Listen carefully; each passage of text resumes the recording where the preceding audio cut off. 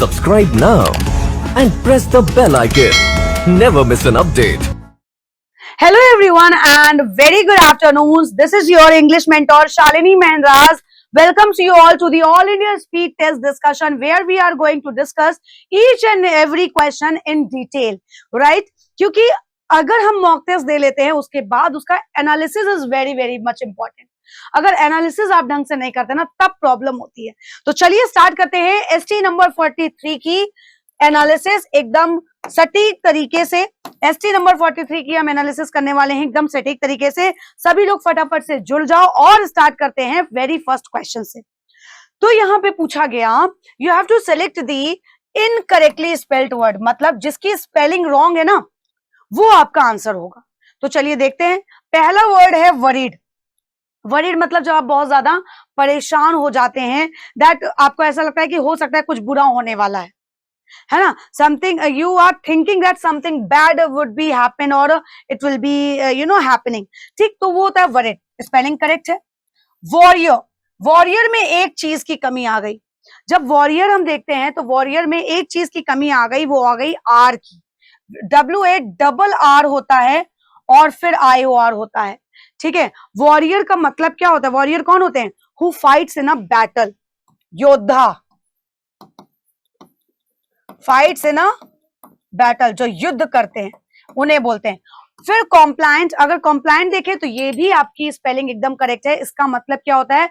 You are working और done in agreement with particular rules. Passenger you all know, इसकी भी spelling correct है. तो इनकरेक्ट कौन सी हुई? Warrior. That is option number b would be the correct answer. Next. अब यहां पे किसकी स्पेलिंग रॉन्ग है? कंटेन. देखो पहला ही पढ़ते ही हमें स्पेलिंग पता चल गई. कंटेन में TAIN होता है ना कि TEIN. और कंटेन का मतलब होता है यू हैव समथिंग इनसाइड, है ना. कोई चीज आपके पास या है या it's a part of it. और अगर हम सर्टेन बोलेंगे that is something is definite. कोई चीज क्या है? जो डेफिनेट है. ठीक है. वेन की बात करते हैं. That when is the tubes which carry blood. जो हमारी वेन्स होती है ना, nerves. Tubes which carry blood. तो ये हो गया. क्विक मतलब जल्दीबाजी. तो इनकरेक्टली स्पेल्ड वर्ड यहां पे कौन सा हो गया? That is option number A. Next. Correct antonym बताना है इस वर्ड का. एंटोनिम मतलब अपोजिट. तो पहले तो मीनिंग जान लो कि मेटल का मतलब क्या होता है. This is the ability of a person, है ना. एक पर्सन की एबिलिटी कि किसी भी तरीके की परेशानी से वो डील कर ले. टू कोप विद डिफिकल्टीज, किसी भी कठिनाइयों से डील कर ले. और यानी कि बहुत स्ट्रॉन्ग पर्सन है. तो स्टैमिना. जब हम स्टैमिना की बात करते हैं तो यहाँ पे स्टैमिना क्या हो जाएगा? यानी कि आप किसी भी तरीके के फिजिकल और मेंटल एफर्ट आप जो करते हैं उसके लिए यूज करते हैं. तो ये तो इसका सिनोनिम हो गया. कॉवर्डाइज यानी कि कायर. कॉवर्डाइज हम किसको बोलते हैं? कायर. यानी कि there is a lack of courage. साहस की कमी है जिसके पास. यस और नो. कॉशन यानी you should be very careful. Great care because of possible danger. ये इसका अलग हो गया. अटेंशन मतलब ऑब्वियसली केयरफुल को बोलते हैं. तो इसका एंटोनिम क्या हो गया? ऑब्वियसली एक जिसके अंदर एबिलिटी है कठिनाइयों से जूझने की. और कोवर्डाइज का मतलब जो जहां पे जिसकी साहस की कमी है, तो डिफिकल्टी को देख के ही भाग जाएगा. ठीक. तो cowardice would be the correct answer option number B. Next. Violent. Violent तो किसको नहीं पता होगा. मतलब बहुत हिंसात्मक जो होते हैं, है ना. यानी कि that uses the person uses physical strength to hurt और kill somebody. When you use physical strength to kill or hurt someone or somebody, right? अपनी ताकत का इस्तेमाल करना. माइटी क्या होता है? जो बहुत स्ट्रॉन्ग और पावरफुल होता है. इसका एंटोनिम बताना है उसके अकॉर्डिंग. जेंटल मतलब जो बहुत दयालु या काइंड होता है. अर्जेंट मतलब कोई चीज अर्जेंट बेसिस में that needs an immediate action और अटेंशन. Delicious is tasty. अब बताओ वॉयलेंट का क्या होगा? ऑब्वियसली जेंटल ही तो होगा. वॉयलेंट का क्या होगा? जेंटल. एक हिंसात्मक और एक काइंड, दयालु, सिंपैथेटिक, मॉडेस्ट. ये सब इसके सिनोनिम्स हो जाएंगे. ठीक है. चलो नेक्स्ट. इन दी लॉन्ग रन हम कहते हैं नहीं कि ये आपके एक लंबे समय तक काम आएगा. इन दी लॉन्ग रन तो रिपीटेडली, इवेंचुअली, इन केस या ऑन कंडीशन। तो अगर आप यहाँ पे देखेंगे तो इवेंचुअली जो है वो डिफाइन करता है इन द लॉन्ग रन। ये इसका एक कनेक्टर की तरह हम इसको यूज करते हैं, कंजंक्शन, तो जो कि इसका करेक्ट आंसर हो जाएगा। यहाँ पे और कुछ है नहीं, है ना, कि this will help you in the long run, so eventually it will help you, है ना। तो इसका मतलब ये होगा लंबे समय तक तुम्हारे काम आएगा। ठीक है, नेक्स्ट, ऑन क्लाउड 9, ये किसको नहीं पता। ऑन क्लाउड 9 की जब बात आती है, it means you are very much happy, आप बहुत ज्यादा खुश होते हैं कि आपके पैर जमीन पर नहीं टिक रहे, तो यू आर ऑन क्लाउड 9। तो option number D would be the correct answer.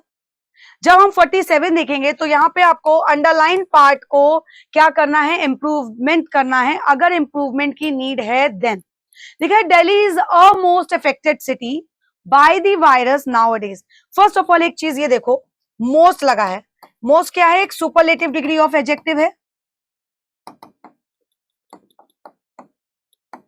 और जब ये सुपरलेटिव डिग्री ऑफ एडजेक्टिव है which takes the with it, जिसके साथ हम द का यूज करते हैं, तो यहाँ पे जो आर्टिकल का यूज अ हुआ है ये रॉन्ग है। यहाँ पे होना चाहिए था Delhi is the most effective city by the virus nowadays. तो यहाँ पे इसको इंप्रूव कर रहा है ऑप्शन नंबर ए, क्योंकि यहाँ पे हैज लगा दिया, यहाँ पे वॉज कर दिया, यानी टेंस ही चेंज कर दिया। तो ऑप्शन नंबर ए जो है वो इसको करेक्टली सब्स्टिट्यूट करेगा। Next, fill in the blanks. The was given a stipend during his period of training. जब उसका ट्रेनिंग चल रही थी तो उसको एक स्टाइपेंड के तौर पे क्या दिया गया, एंट्रेंट, इंटर्न, ओनर या एम्प्लॉयर, किसको दिया गया स्टाइपेंड, बताइए। स्टाइपेंड उसको दिया जाता है जो इंटर्नशिप करता है, क्योंकि एंट्रेंट की अगर हम बात करें तो हु एंटर्स अ प्रोफेशन और कंपटीशन, उसको बोलते हैं हम एंट्रेंट। एंट्री लेता है जो एंटर्स इन अ प्रोफेशन, ठीक है। और अगर इंटर्न बोलेंगे तो उसको क्या मिलता है, स्टाइपेंड मिलता है। ओनर तो भैया मालिक ही हो गया। एम्प्लॉयर जो एक कंपनी में लोगों को एम्प्लॉय करता है उसको हम बोलते हैं। तो intern would be the correct word to be fitted over here. Next, there are 5 members of the United Nations. तो कैसे मेंबर्स हैं यूनाइटेड नेशन के, अगर यूनाइटेड नेशन के बारे में पढ़ा होगा तो ये जरूर पता होगा। तो परमानेंट मेंबर्स होते हैं, फॉरएवर मेंबर्स हम नहीं बोलते। फॉरएवर का मतलब होता है टाइम से related, that is all time. Immortal अगर हम बोलते हैं तो इमॉर्टल होता है दैट इज लास्टिंग फॉरएवर, ये फॉरएवर का ही मीनिंग हो गया। परमानेंट जो हमेशा के यूनाइटेड नेशन के मेंबर है, और अगर ड्यूरेबल बोलते हैं that is last for long time, वही सेम चीज हो गई। ठीक, तो इसके अकॉर्डिंग क्या हो जाएगा, permanent would be the correct answer, that is option number c. Last, 2 young men the chain from the woman's neck and ran away। 2 young man आए और गले से उसकी चेन छीन ले गए। तो छीनने का मतलब क्या होता है, खींचने का मतलब क्या होता है, चेन खींचना। चेन खींचने का मतलब होता है पुल्ड। पुश्ड मतलब धक्का देना, टर्न मतलब पलटना, और स्क्वीज मतलब किसी चीज को प्रेस समथिंग हार्ड, है ना। स्क्वीज मतलब क्या होता है, प्रेस समथिंग हार्ड। तो अकॉर्डिंगली अगर सेंटेंस के अकॉर्डिंग देखो तो चेन गले से खींचते ही तो हैं, तो ऑब्वियसली हमारा करेक्ट वर्ड क्या हो जाएगा, pulled. So in this way बहुत ही आसानी से हम इन सभी सेंटेंसेस को अच्छे से कर सकते हैं, सारे क्वेश्चंस को, अगर हमारे ग्रामर कंसेप्ट एकदम क्लियर है। Right everyone, so this was all about for today's all India speed test discussion. Thank you everyone. Subscribe now and press the bell icon.